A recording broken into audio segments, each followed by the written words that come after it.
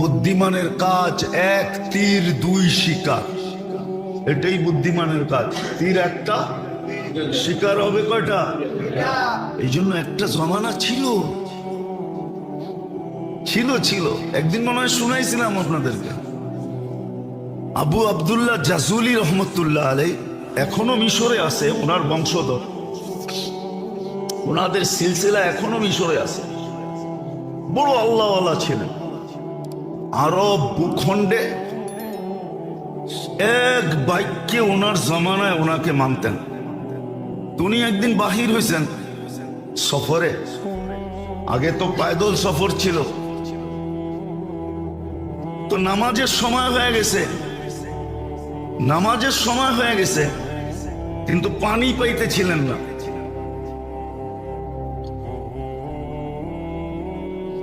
সময় সংকীর্ণ হইতেছিল, তালাশ করতে করতে কুয়াতোর সন্ধান মিলছে, কিন্তু কোনো বালতি পাইতেছিলেন না যে পানি উঠাবেন কি দিয়া। তো দেখতেছে ছোট একটা মেয়ে ওইখানে খেলতেছে, ডাইকা বলছে, মেয়ে আমাদেরকে একটা বালতি দাও। তো বলছে কেন? কুয়ার থেকে পানি উঠাবো, নামাজের সময় শেষ হয়ে যাইতেছে। তো মেয়ে জিজ্ঞাসা করছে, তোমার পরিচয় কি, কোত্থেকে আসছো? তো নাম বলছে আবু আব্দুল্লাহ আল জাজুলি, মিশর থেকে আসছি। তো মেয়ে অট্ট হাসি দিয়া মাটিতে লুটায় পড়ছে। তো বলতেছে, ওই মেয়ে, তোরে বলতেছি বালতি দে, নামাজের সময় চলে যেতেছে, আর তুই নাম শুই না লুটায় পড়তেছ হাসতে হাসতে মাটিতে। তো মেয়ে বলতেছে, এত বড় শাইখ, শাইখুন কাবীর, এত বড় শাইখ, সারা আরব ভূখণ্ডে তোমার নাম ফাইটা বেড়াইতেছে, ফাইটা যেতেছে, আর তুমি কুয়ারতে পানি উঠালে লেগা বালতি খুঁজতেছ, ঠিক না? এত বড় শাইখ হয়ে লাভ হইল কি? তো বলতেছে, চল শাইখ তোরে পানি উঠায়া দিই। তো মেয়ে যায় কুয়ার ভিতরে থুতু দিছে, কুয়ার পানি উছলায়া উপরে উঠে গেছে। শুধু উজু না, গোসলও কর। তো উনি উজু করে নামাজ পড়ছে। জিজ্ঞাসা করছে, ওই মেয়ে, তুই এত বড় বুজুর্গি পাইলি কি করা? বেশি কিছু না, আমি বকরি চড়াই আর সারাদিন আল্লাহ রসুলের উপরে দুরুদ পড়ি, দুরুদের কারণে আমি এই বুজুর্গি পাইছি। ওই দিন থেকে উনি নিয়াত করছেন যে আমি একটা কিতাব লিখবো দুরুদের উপরে। ওই কিতাবের নাম হলো দালাইলুল খায়রাত। উনি লেখছেন প্রতিদিনের এক দুরুদ, 7 দিনের 7 রকম দুরুদ, লম্বা।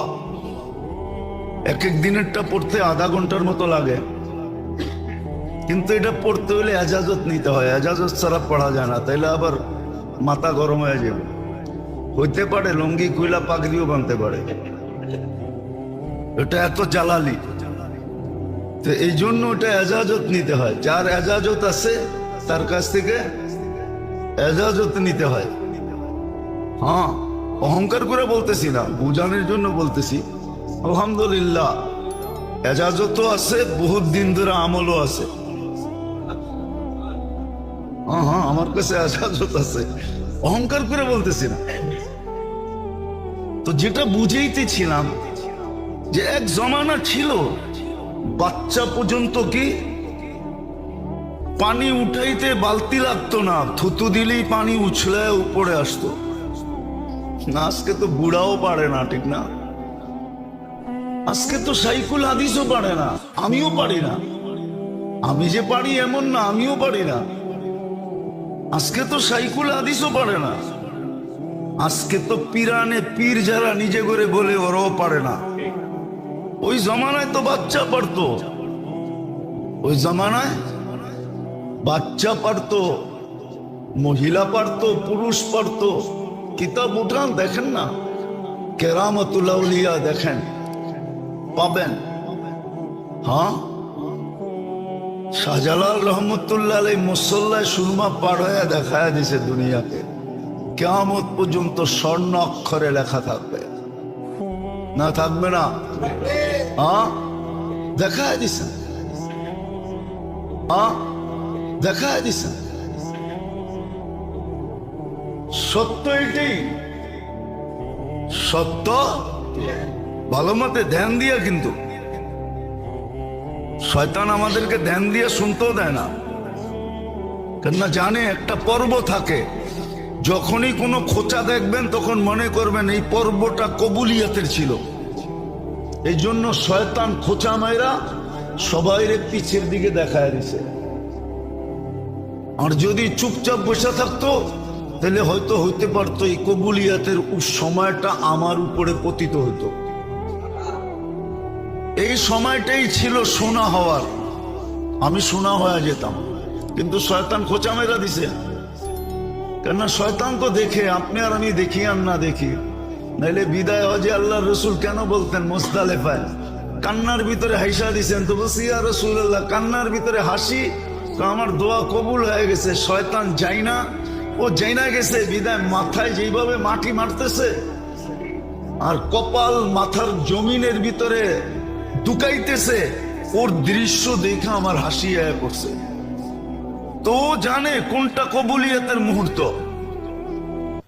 এই জন্যই আপনি করে মাঝে মাঝে খোঁচায়, কাউকে দেখা যায় দরজা ভাঙ্গা ঢুকায়, আবার ও আবার ড্যাঙ্গাইতে ড্যাঙ্গাইতে সামনের দিকে আইতে থাকে।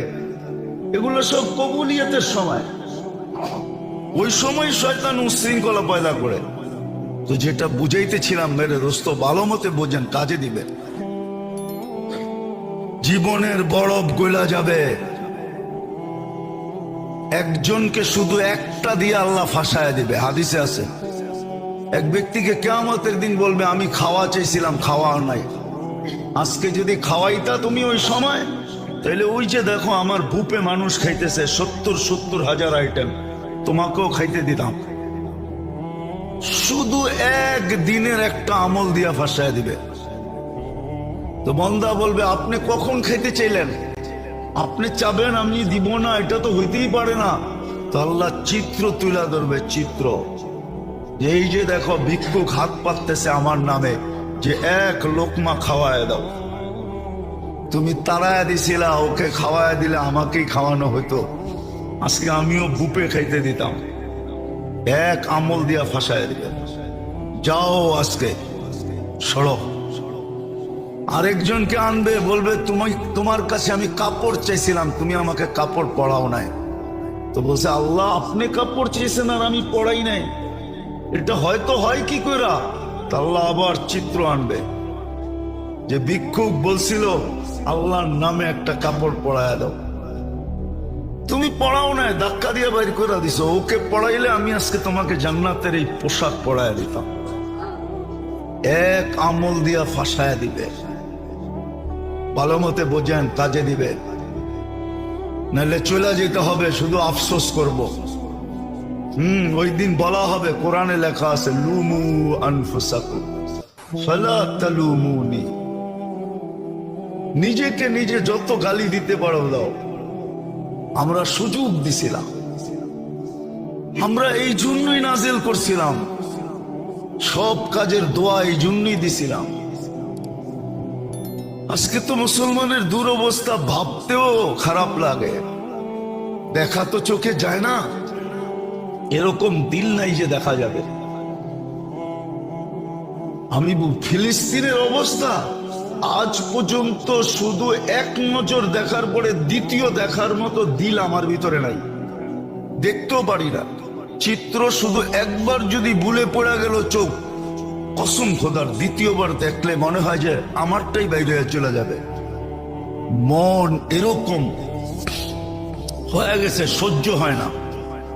মুসলমানের দুরবস্থা ভাবতে গেলেও এখন সারা রাত্রের ঘুম উড়া যায়। সত্য এটা। কেন এই দুরবস্থা হবে? ছেড়া দিছি আমরা ইবাদত বন্দেগী, ছেড়া দিছি তসবিহ তাহলিল, ছেড়া দিছি জিক্র ইবাদত, ছেড়া দিছি সুন্নতের আমল। একটা কথা লেখা রাখেন, সময় দিন তারিখ দিয়া লেখা নিজের চোখের সামনে আটকায় রাখেন, লটকায় রাখেন, চুলায় রাখেন, বড় অক্ষরে লেখা।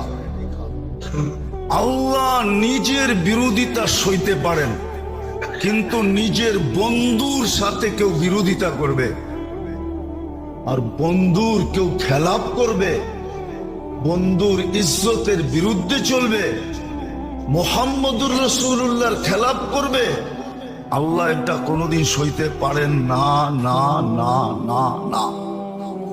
আজকে উম্মত মুহাম্মদুর রাসূলুল্লাহর সাথে কি বলে এটাকে মজাক করতেছে, ঠাট্টা করতেছে, বিদ্রুপ করতেছে, বিজাতি তো বিজাতি, মুসলমান করতেছে মুসলমান। নবীর সুন্নত, নবীর আদর্শ, নবীর তরিকা যারা বলে নবীর তরিকা নবীর তরিকা, ওরা পর্যন্ত গজ্জিয়া উড়াইয়া দিতেছে। গজ্জিয়া বোঝেন? বুঝেন না? হ্যাঁ, এটা ঢাকা পাবলিক উর্দুও বোঝে না। ওরা পর্যন্ত তুলা যেরকম উড়াইয়া দেয় এরকম উড়াইয়া দিতেছে। শুধু রাখছে তো দাড়িটা, রাখছে তো টুপিটা, না মুআমেলায় আছে, না মুআশারায় আছে, না আখলাকে আছে, না বিয়েতে আছে, না শাদিতে আছে, কিচ্ছুতে নবীর তরিকা নাই। আপনি নবীর তরিকার খেলাফ চলবেন, কয়েকদিন চলে যেতে পারবেন। নিজের মনকে সান্ত্বনা দিয়া যে আমি তো আয়নায় মাঝে মাঝে দেখবেন, এই জন্য দেখবেন বেশিরভাগ যারা পাগড়ি পড়ে না ওগুলো লোকে যাবে একটা আয়নাও থাকে, কেন পাগড়ি বাঁধতে আয়না লাগে তো, নাইলে এটা সুন্দর মতো বান্ধা হয় না। শুধু সান্ত্বনা দিতে পারবেন, আমার কথা রাগ হয়ে যান না। আজকে নবীর তরিকা আমরা উড়াইয়া দিছি। আমরা সুখে থাকি কি করে, শান্তিতে থাকি কি করে? আল্লাহর হুকুমের নাফরমানি আল্লাহ মাইনা নিতে পারে, কিন্তু বন্ধুরটা মাইনা নিতে পারে না। আছে দুনিয়াতে প্রবাদ বাক্য আছে যে তুই আমাকে একা একই জুতা মারতি, আমার কোনো আপত্তি ছিল না, আমার সামনে আমার মেহমানের সাথে কেন এটা করলি? এটা সমাজে প্রচলন আছে। আল্লাহ বন্ধুরটা সইতে পারে না। তো যেটা বুঝাইতেছিলাম, দেখি বুঝে আসে কিনা। ইবাদত বন্দিগি এই জন্য যেন আত্মার প্রয়োজন মিটে, তাসবিহ তাহলিল এই জন্য যেন আত্মার প্রয়োজন মিটে, জিক্র ইবাদত এই জন্য আত্মার প্রয়োজন মিটে। এক সময় ছিল, এটাই কোরআন প্রশংসা করছে, ফালিয়াতানাফাসিল মুতানাফিসুন। এক সময় প্রতিযোগিতা ছিল, আর কোরআনে এটারই হুকুম আসছে, তানাফাসু বিল বিররি ওয়াত তাকওয়া। প্রতিযোগিতা লাগাও, এটার ভিতরেই প্রতিযোগিতা করো। কিন্তু আজকে প্রতিযোগিতা নাই। আজকে কেউ বসতেই চায় না, মানতেই চায় না, অথচ চিৎকার দিতেছে আমি নির্যাতিত, আমি নির্যাতিত। একদিনও ভাবে না আমি কেন নির্যাতিত, আমি কেন নিষ্পেষিত, আমি কেন ঘৃণিত, আমি কেন দীক্ষিত, আমি কেন অবহেলিত। বলেন মুসলিম শাসকরা কোন ট্যাবলেট খাইছে? অথচ দুনিয়ার মাসলা হল করতে হলে, হ্যাঁ, দুনিয়ার মাসলা হল করতে হলে 2 মিনিটের দরকার ছিল। মুসলিম সমাজের মাসলা হল করতে হলে 2 মিনিটের সময়। মুসলমান শাসকরা যদি বলতো যে আমরা 250 কোটি 60টা মুসলিম দেশ, আমরা নিজেরা এক একটা অপরে ভাগ করে চলবো না, তোদের সাথে সম্পর্ক না সম্পর্ক।